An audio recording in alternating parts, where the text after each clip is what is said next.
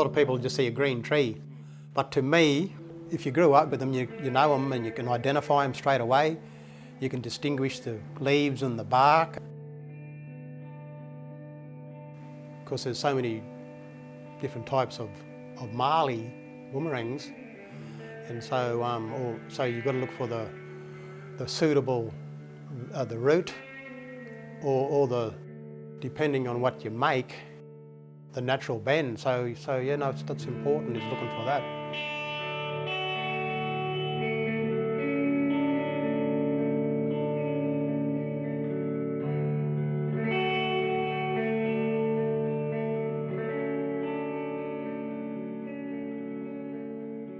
You just can't go out and cut any piece. So it's important that you imprint it in your head that that's what's going to come out of that bit of timber. And because at the end of the day, for me to go and cut a good shaped root or a bend to make a yarrange, or you returning one, I've got to have the right shape for that. Because if I don't, you're not going to make a good returning boomerang.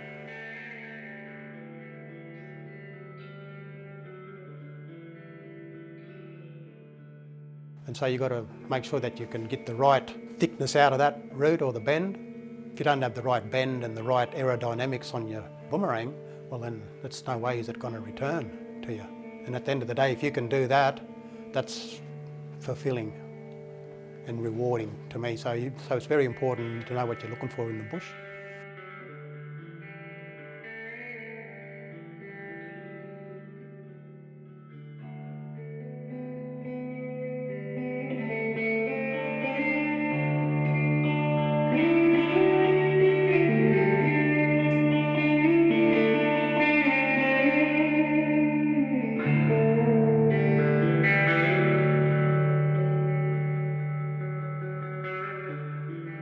All our objects have got a name. No matter where you go, it's got a name. The name of our weapons, everything, you know, like...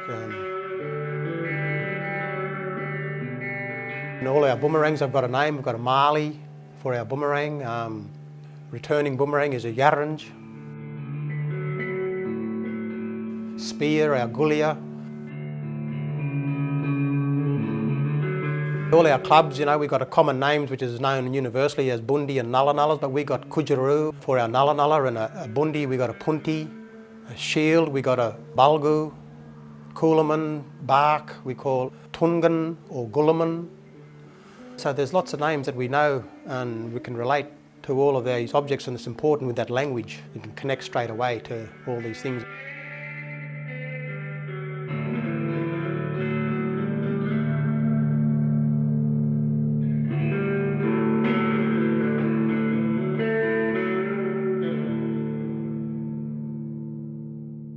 I try to use it as much as I can now with the artefacts. I don't call it spear or boomerang. I'll say the English word second, you know, because that's what it is. That's what it's known as. So hopefully when people hear me talking, that's what I'll use.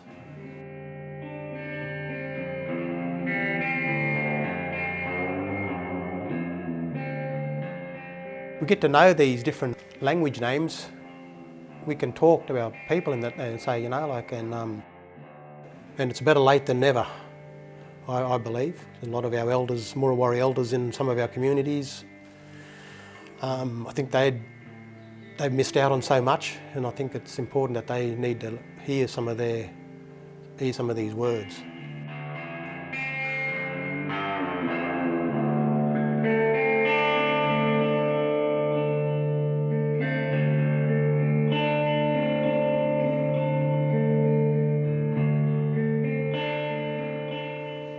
My daughter, her mother taught her when she was a young age in the Ualarai Gamilaroi language, and so she sings in the language now today.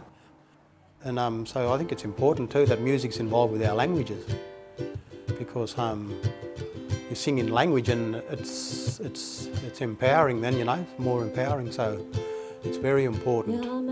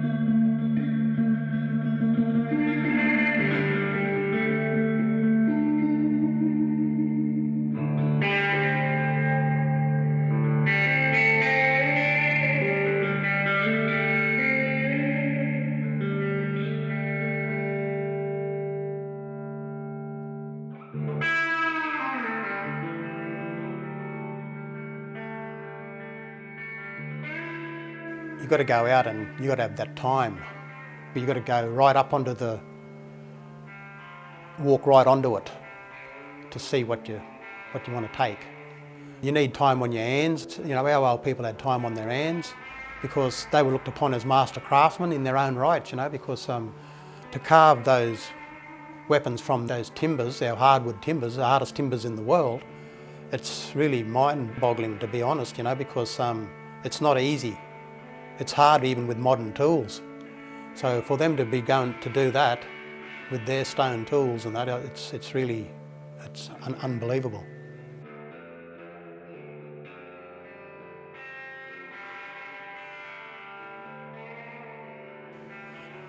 Even making them today, it's very time-consuming. A lot of work goes into them, you know, even with the modern tools. Very monotonous and repetition, you know, so you've got to go out and spend the day going out to cut it or harvest. And then so the next day then you've got to break it down. Then the next day you're cutting out, shaping, and then sanding. So there's all of that. And then finish fine sanding right at the end. So there's about 5 or 6 steps there. There's a lot of steps there.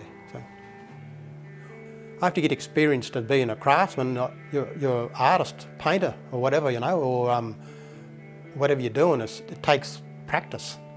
So if you put in the hard work and practice, you get good at it. So you become skilled. You get to know it, and you get to know the way the timber works, because with our hardwood timbers, there's so many obstacles also along the way. Even though they're so hard, in our extreme heat, they can buckle, bend, crack.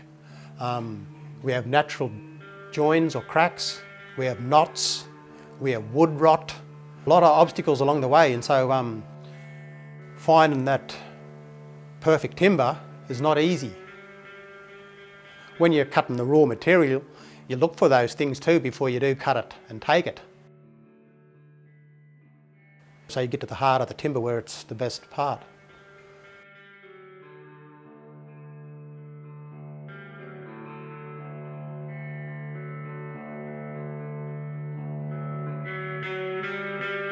Mulga, we call it birril. Gidgee, we call it muraroo.